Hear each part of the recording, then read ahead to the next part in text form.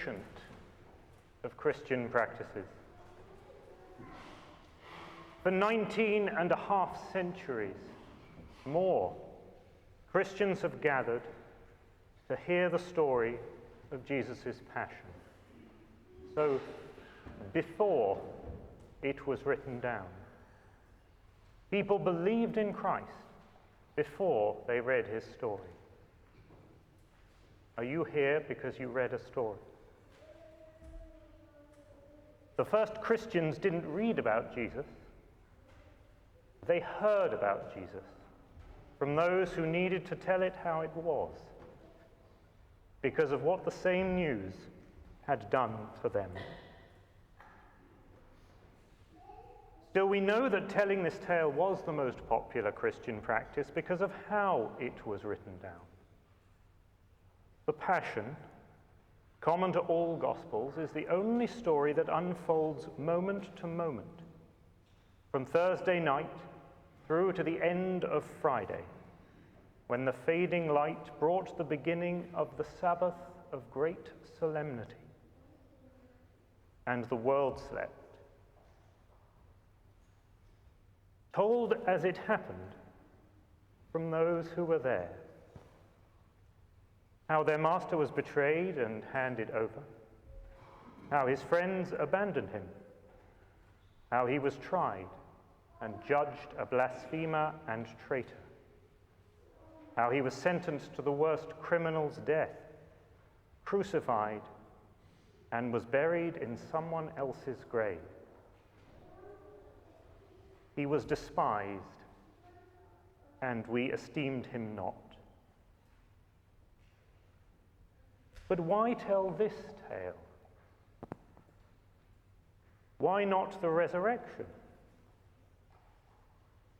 The written witness suggests that this story was not as popular.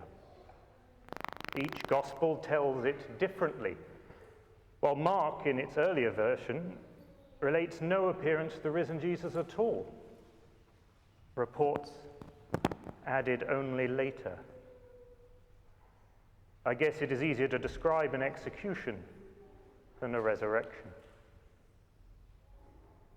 And still, there will be more people in church today than will be on Sunday. So why have you come here to listen to the Passion? Why does this tale of suffering and failure insist it is heard? Solidarity, resigned fascination with the human condition. We all know the injustice and cruelty that humans visit on each other. No, the Passion is the most ancient Christian story to be told, because while we know it is not the last word is beyond expression, voiced only through the cross. For while it is not surprising that a God should live, it is astonishing that God should die. What is more, die for us. The only response is to adore you, O Christ, and praise you, because by your holy cross you have redeemed the world.